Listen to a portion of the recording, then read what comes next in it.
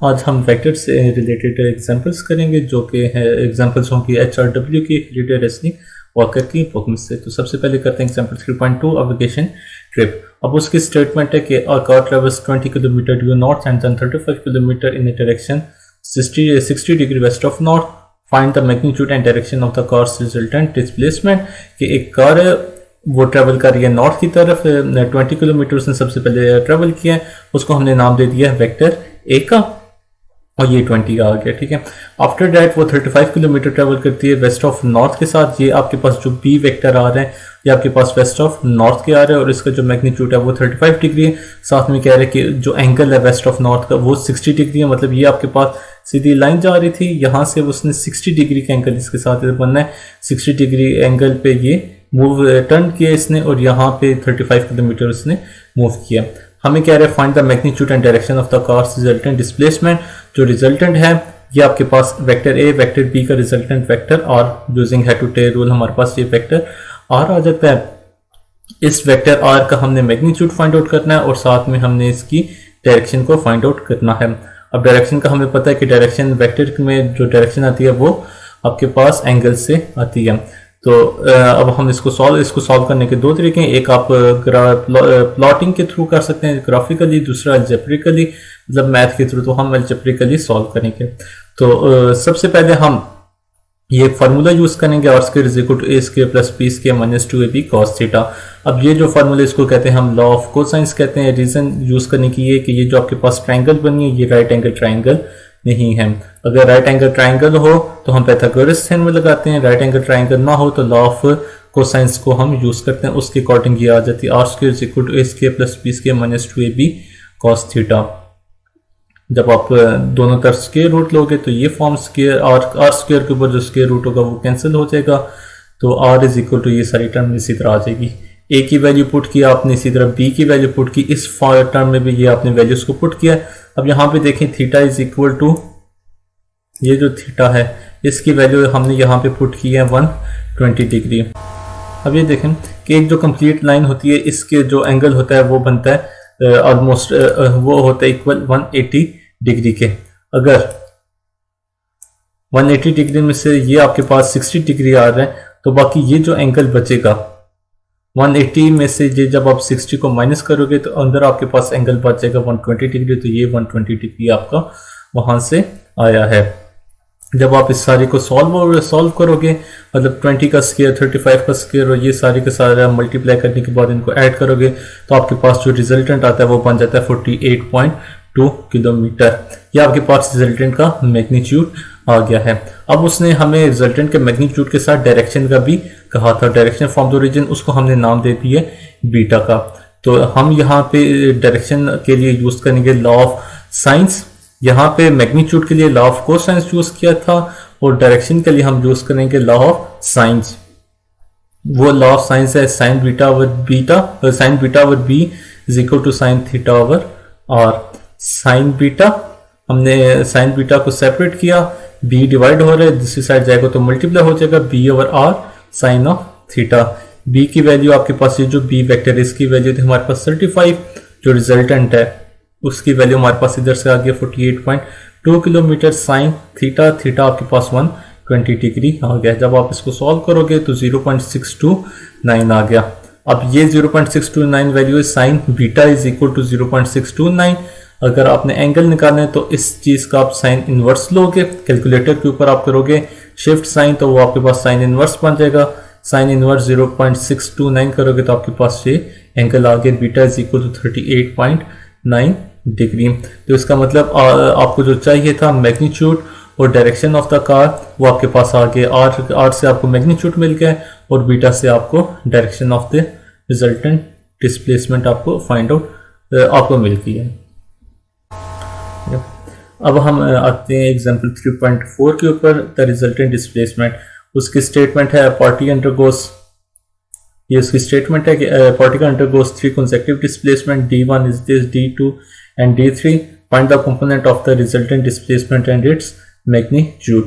कि तीन एक पार्टिकल है वो उसके 3 डिस्प्लेसमेंट हुई है। पहली डिस्प्लेसमेंट वेक्टर रिप्रेजेंट होता है d1 से, दूसरा d2 से, तीसरा d3 3 से हमने कंपोनेंट फाइंड आउट करने ऑफ द रिजल्टेंट डिस्प्लेसमेंट के कंपोनेंट फाइंड आउट करना है और फिर उसका हमने मैग्नीट्यूड फाइंड आउट करना है। अब ये याद रखें कि जो आपके पास रिजल्टेंट होता है वो सम ऑफ ऑल वेक्टर्स होता है, सम ऑफ ऑल वेक्टर्स जो रिजल्टेंट आता है आपके पास वो सम ऑफ ऑल वेक्टर्स आता है। तो हमने रिजल्टेंट वेक्टर को ये उसकी रिप्रेजेंटेशन दी है कि r is equal to d1 plus d2 plus d3 के d1 d2 d3 वेक्टर्स को आप ऐड कर दोगे। अब यहाँ पे इसने डायरेक्ट किया हुआ है, ये किया है कि आई तीनों के d1 d2 d3 के जो i वाली टर्म्स थी उनको एक जगह किया, j वाली टर्म्स को एक जगह और k वाली टर्म्स को एक जगह। अब देख लें बेशक d1 के 15 आई, ये 15, d2 में 23 है, ये आपके पास 23 आ गया और ये -13 आपके पास यहाँ पे -13 आ गया।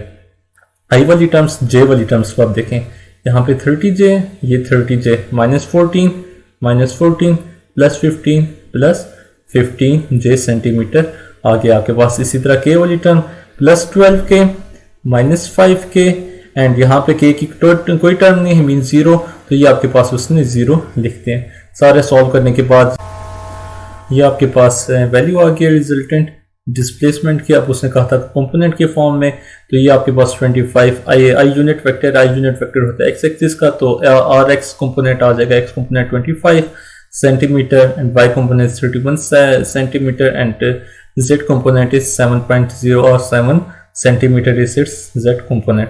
तो उसने हमने कंपोनेंट फाइंड आउट कर दिया R X R Y R Z. उसने हमें कहा था कि डिस्प्लेसमेंट भी फाइंड आउट करें, सॉरी मैग्नीट्यूड भी फाइंड आउट करें। तो मैग्नीट्यूड का ये फार्मूला है r is equal to whole under root R X square plus R Y square plus R Z square. तो ये जो R X R Y R Z की वैल्यू यहाँ पे पुट करेंगे, पास 40 सेंटीमीटर आंसर आ जाएगा कि, और इस तरह से हमारी ये प्रॉब्लम सॉल्व हो जाएगा। हमने कंपोनेंट भी फाइंड आउट कर दिया R X R Y R Z और उसका नेट जो डिस्प्लेसमेंट रिजल्टेंट डिस्प्लेसमेंट उसका हमने मैग्नीट्यूड भी फाइंड आउट कर लिया है। हम आते हैं एग्जांपल 3.6 के ऊपर, जिसकी स्टेटमेंट है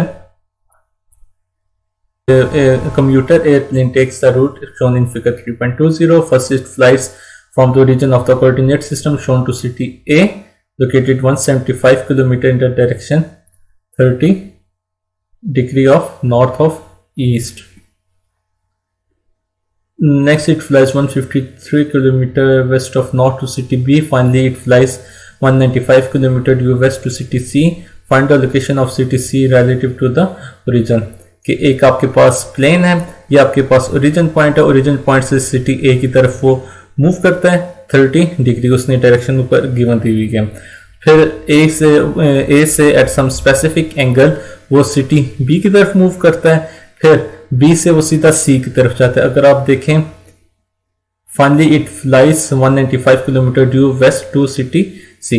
पहले साथ जो है वो आपके पास 30 डिग्री नॉर्थ ऑफ ईस्ट, ये आपके पास ईस्ट है, ये आपके पास नॉर्थ है, नॉर्थ और ईस्ट के दरमियान ये ट्रेवल करता है 30 डिग्री। फिर नॉर्थ ऑफ ईस्ट के बाद it flies 20 degree west of north to city B, ये वेस्ट ऑफ नॉर्थ की तरफ ट्रेवल करता है 20 डिग्री। उसके बाद ड्यू वेस्ट, ये आपके पास वेस्ट की डायरेक्शन है, तो वेस्ट की तरफ ये ट्रेवल करता है 195 किलोमीटर।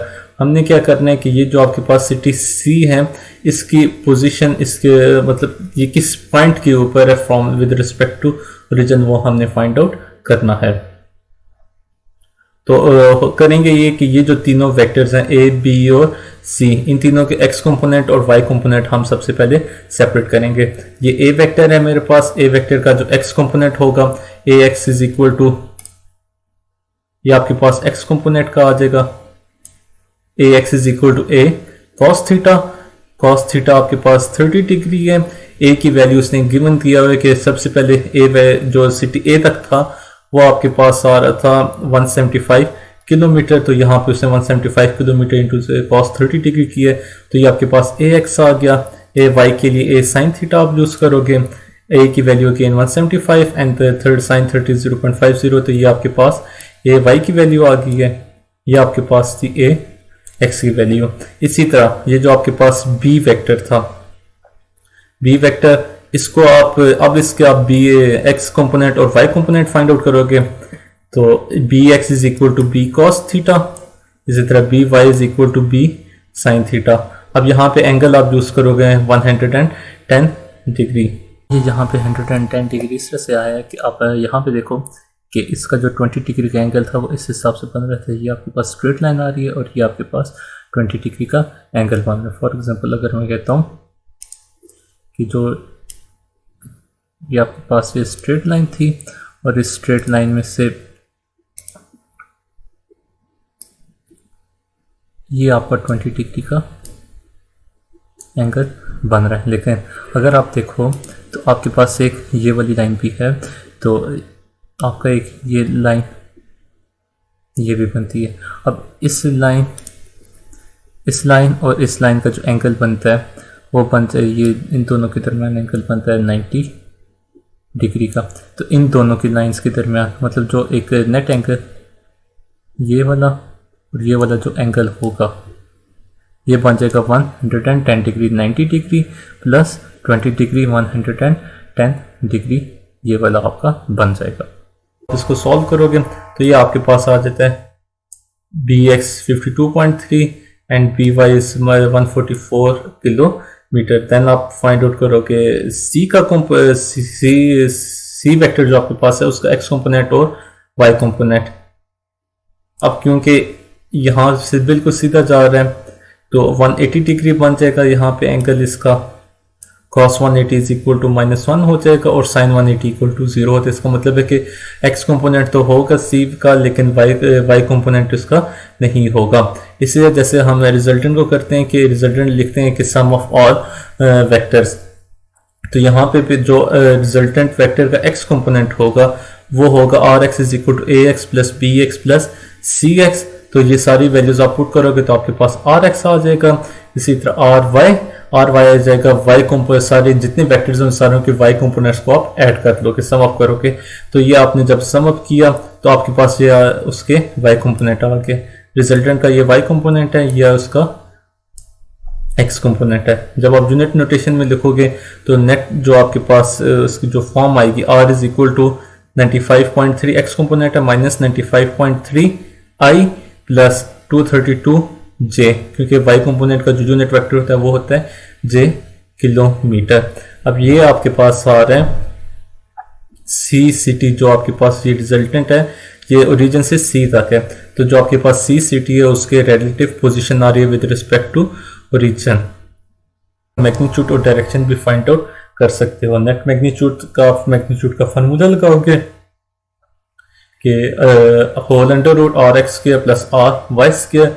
ये जब आप सॉल्व करोगे तो जो मैग्नीट्यूड आ जाएगा 251 किलोमीटर की ओरिजिन से। जो सिटी सी है वो 251 किलोमीटर दूर है। और अगर आप उसका एंगल फाइंड आउट करना चाहो तो आप एंगल वाला फार्मूला देखोगे, उसमें क्या आता है तो एंगल में tan थीटा वाला जो फार्मूला आता है आप उसको यूज करोगे।